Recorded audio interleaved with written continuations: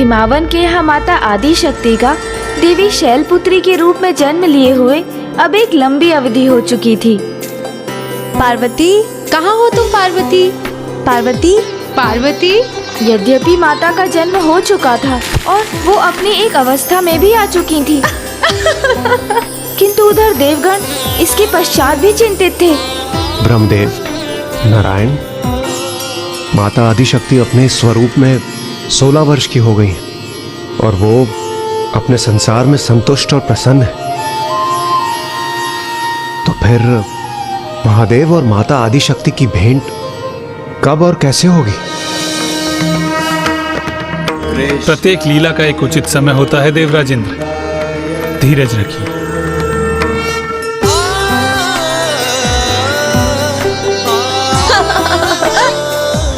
सखी विजया, तुम्हारी चाल तो विफल कर दी मैंने। क्षमा करना सखी, मैं स्वयं को रोक ही नहीं पाई। जाओ, मैं तुम्हारे साथ क्रीड़ा नहीं करती। सखी विजया, विजया रुको तो, सुनो सखी।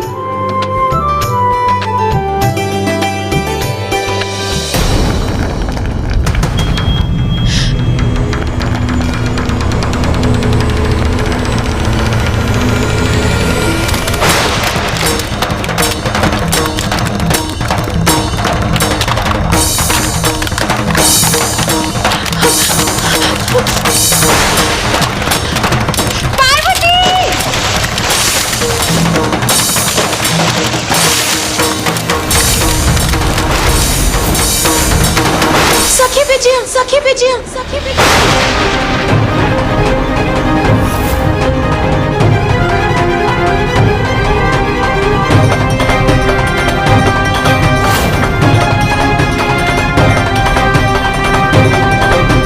पार्वती रुको, रुक जाओ, सतह हिम्मत चटक जाएगी। जय, सखी विजया, तुम चिंता मत करो, कुछ नहीं होगा तुम्हें। मैं आ रही हूँ विजया। पार्वती, जय रुको। पार्वती,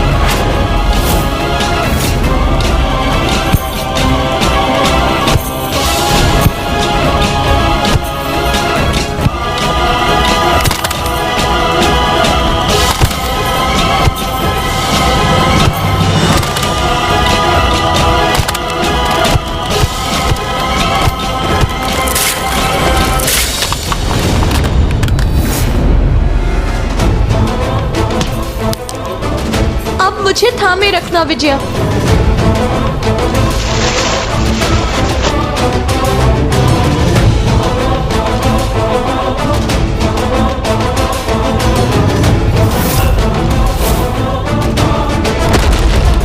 विजया,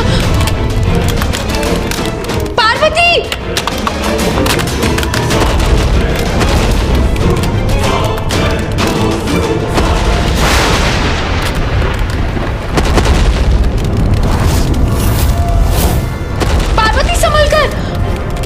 सतह हिम पर स्थित हो। हटो वहां से।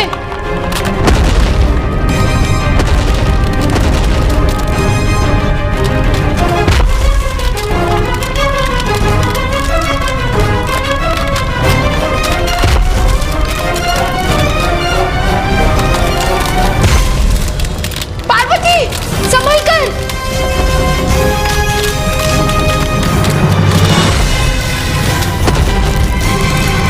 सखी विजय, सखी तुम कुशल तो हो ना? हाँ पार्वती, मैं तो कुशल हूँ। हमें शीघ्र लौटना होगा। माँ और पिताश्री अवश्य ही चिंतित होंगे। चलो चलते हैं। माता पार्वती मात्र एक सभ्य, सुशील और संस्कारी कन्या ही नहीं, अपितु इन गुणों के साथ साथ हिमावन जी ने उन्हें स्वयं अस्त्र शस्त्रों की विद्या में भी पारंगत कर दिया था। माता मैना माता शैलपुत्री को व्रत आदि के लिए प्रेरित करती थी, जिससे उनकी पुत्री को श्रेष्ठतम वर प्राप्त हो। ऐसा पति जिनके लिए उनका जन्म हुआ था। जहाँ एक और महादेव माता आदिशक्ति के जन्म से अनभिज्ञ अपनी चिर ध्यान साधना में लीन थे, वहीं देवता भी माता पार्वती और महादेव की भेंट के उस क्षण की बड़ी अधीरता से प्रतीक्षा कर रहे थे। ब्रह्मदेव, नारायण, अब और विलंब क्यों? यदि किसी कारण संयोग संभव नहीं है तो क्यों ना हम ही माता आदिशक्ति और महादेव की भेंट का कारण प्रस्तुत कर दें।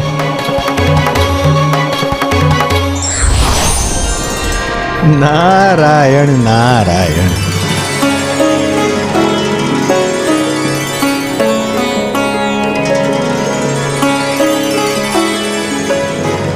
देवर्षि नारद, आप क्या कहना चाहते हैं इसकी मुझे हो चुकी है अनुभूति।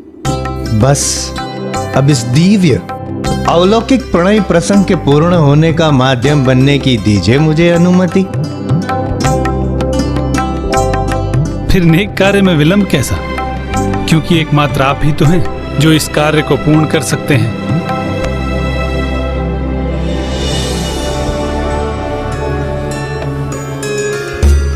स्वामी, मुझे पुत्री पार्वती की बड़ी चिंता होती है। यूं तो वे आज्ञाकारी हैं, सुसंस्कारी हैं, किंतु समय समय पर अपने स्वतंत्र स्वभाव का भी परिचय देती हैं। अब जैसे कि कल ही जया और विजया के साथ एक विकट संकट की स्थिति में थी महाराज।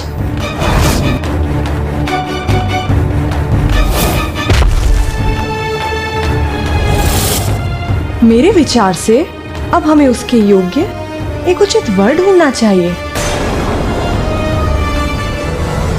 प्रिय, आप व्यर्थ में चिंता कर रही हैं। हमारी पुत्री पार्वती के स्वभाव में और भी स्थिरता लाने हेतु हमें विवाह के अलावा और भी कोई उपाय अवश्य करने चाहिए। नारायण नारायण।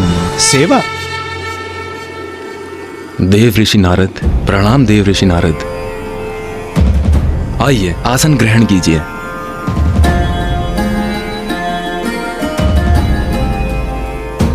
आपकी चिंता दूर करने का मात्र एक ही उपाय है, सेवा। क्षमा कीजिएगा देवऋषि नारद, मैं कुछ समझी नहीं। देवी मैना, आपने अपनी पुत्री को सभी संस्कार प्रदान किए हैं। देवी पार्वती सर्वगुण संपन्न है, तो अभी उनके संस्कारों को सेवा भाव प्रदान कर कर और महान बनाने का समय आ गया है। महाराज हिमावन, आप बड़े ही धर्मात्मा हैं। धर्म के सम्मान के साथ साथ सदा ही आप सभी धार्मिक जनों का भी सम्मान करते आए हैं। आपकी पुत्री अत्यंत सुशील है, तो अब उसका कल्याण इसी में है कि वो साधु संतों की सेवा में लीन हो। अब यहाँ देवी पार्वती के लिए सेवा प्राप्त करने का नहीं, अपितु अन्यत्र कहीं उनके द्वारा सेवा प्रदान किए जाने का समय आ गया है। ये आप क्या कह रहे हैं? साधु संतों की सेवा करने के लिए मेरी पुत्री पार्वती को किसी महान ऋषि के आश्रम में जाना होगा? नारायण नारायण। महाराज, अति उत्तम भाग्य है आपकी पुत्री का, क्योंकि यहां से समीप एक गुफा में महान दिव्य योगी समाधि में स्थित है। और विश्वास रखिए महाराज, वो कोई साधारण योगी नहीं है, अत्यंत तेजस्वी है, असाधारण है, महान है। समस्त संसार में उनकी दिव्यता का कोई स्थान नहीं। महाराज, आप अपनी पुत्री को उस योगी की सेवा में भेज दीजिए। आपकी पुत्री पार्वती का अवश्य कल्याण होगा। नारायण नारायण। देव ऋषि नारद, आपको आपके इस सुझाव के लिए कोटि कोटि धन्यवाद। मैं स्वयं मेरी पुत्री पार्वती को उस योगी के समीप ले जाऊंगा। नारायण नारायण। किंतु स्वामी, हम अपनी पुत्री को ऐसे ही कैसे किसी तपस्वी की सेवा में भेज दें? देवी मैना, ये सुझाव स्वयं देव ऋषि नारद ने दिया है। इसके पीछे अवश्य कोई बड़ा कारण होगा।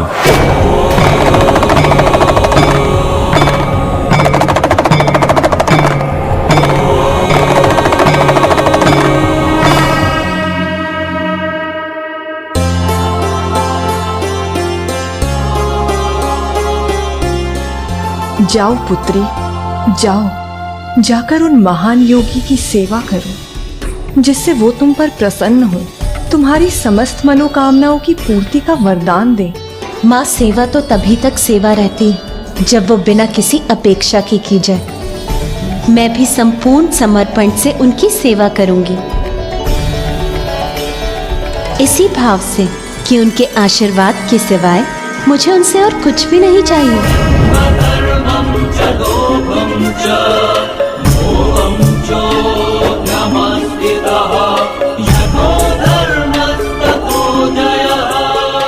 देवराजेंद्र, कदाचित अब हमारी प्रतीक्षा का अंत समीप, क्योंकि शीघ्र ही माता महादेव के समक्ष होंगी।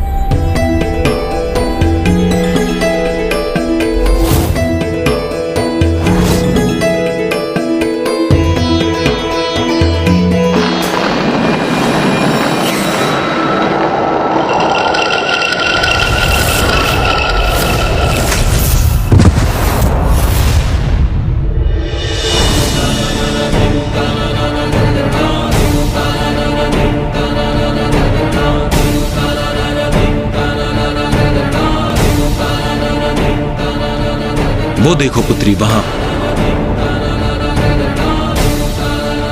उस गुफा में वो महान योगी समाधि में स्थित है।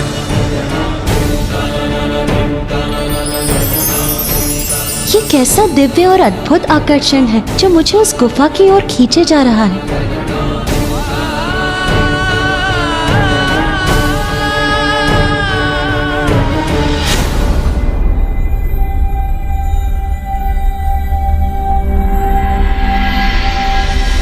पुत्री पार्वती, पुत्री पार्वती, पुत्री पार्वती।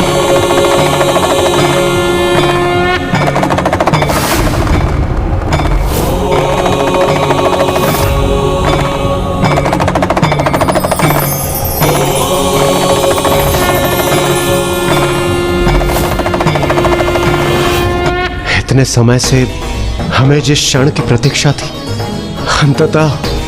अंततः वो क्षण निकट है। और प्रतीत होता है माता आदिशक्ति को भी कोई आभास हो रहा है।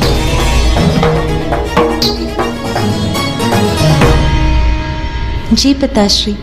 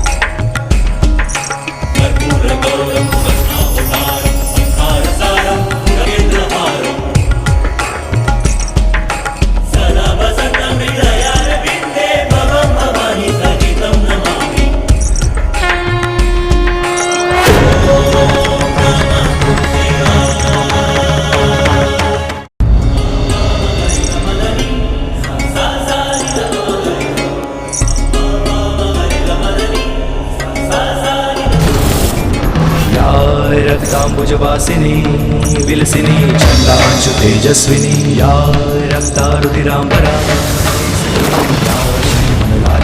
या रत्नाकरमन्थना प्रकटिता विष्णो स्वया गेहिनी सा मां पातु मनोरमा भगवती लक्ष्मी च पद्मावती।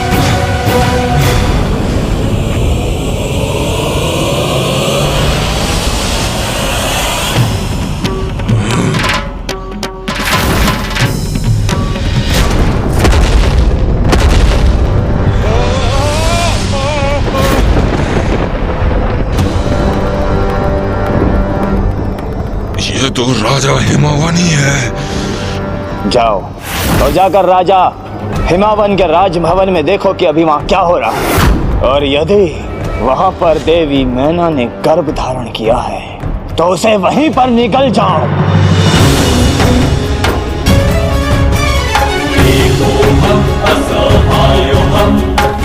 मेरी प्रिय पुत्री, मैंने तुम्हारी मां को तो समझा दिया था, किंतु तुमसे तुम्हारी इच्छा नहीं पूछी। तुम यहां कुशलता से रहोगी? इतना महान दायित्व संभाल पाओगी ना तुम? पिताश्री, आप व्यर्थ ही चिंता कर रहे हैं। अब मैं बड़ी हो गई हूँ, 16 वर्ष की आयु हो गई है मेरी। मैं ये दायित्व अवश्य निभा लूंगी। 16 वर्ष? अर्थात मैं 16 वर्षों से यहाँ मृत अवस्था में पड़ा रहा, और अब देवी आदि शक्ति राजा हेमावन की पुत्री के स्वरूप में एक युवती बन चुकी है। मुझे महाराज तारकासुर द्वारा दिया गया कार्य शीघ्र संपन्न करना चाहिए। अति शीघ्र उनके निकट पहुंचकर उन्हें ये सूचना देनी चाहिए। अट्टासुर, वो दुष्ट असुर पुनः जीवित हो गया। अट्टासुर की मृत्यु हो चुकी थी, किंतु उसे पुनर्जीवन भी प्राप्त हुआ, क्योंकि माता पार्वती का आंचल उसके ऊपर से चला गया और उसने माता को देखकर उन्हें पहचान लिया, क्योंकि ये उसे भी ज्ञात था कि एकमात्र माता आदि शक्ति ही उसके मृत शरीर को जीवन प्रदान कर सकती थी। गणेश जी, फिर क्या हुआ? एक और अट्टासुर तारकासुर को माता के जन्म की सूचना देने जा रहा था, तो दूसरी ओर समस्त देवता बड़ी व्यग्रता से उस क्षण की प्रतीक्षा कर रहे थे जब महादेव और माता पार्वती एक दूसरे के समक्ष आने वाले थे।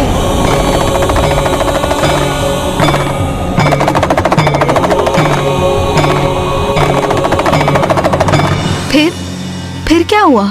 16 वर्षों की दीर्घ अवधि के लिए मृत अवस्था में था वो दुष्ट।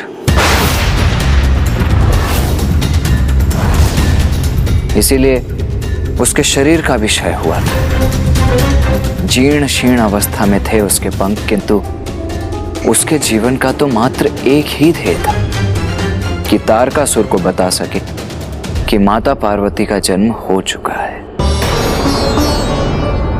और अब तो वो एक युवती में भी परिवर्तित हो चुकी है। और जैसे ही महाराज हिमावन और माता पार्वती आगे बढ़े, उस दुष्ट अट्टासुर ने उनकी दृष्टि से छिपकर उड़ान भरने की तैयारी कर ली। किंतु देवता वो भी उसे नहीं देख सके। सभी देवता, यहाँ तक कि नारायण और ब्रह्मदेव भी अपनी श्वास रोके महादेव और माता पार्वती की भेंट के इस दिव्य और अलौकिक घटना के प्रत्यक्षदर्शी बनने के लिए आतुर थे। इसलिए उनका ध्यान भी अट्टासुर पर नहीं गया, और उस दुष्ट ने उसके दुर्बल पड़े शरीर में जितनी भी शक्तियां शेष थीं, उन्हें एकत्रित कर अपनी उड़ान में झोंक दिया।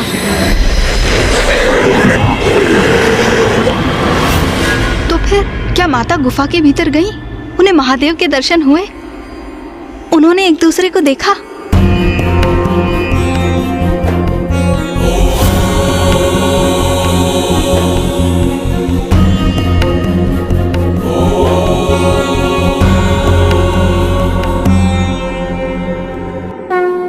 माता पार्वती महादेव के बहुत निकट थीं और महादेव को भी कुछ आभास होने लगा था, क्योंकि ध्यानस्थ होने पर भी माता सती की स्मृतियों के दृश्य उनके समक्ष प्रकट होने लगे। प्रणाम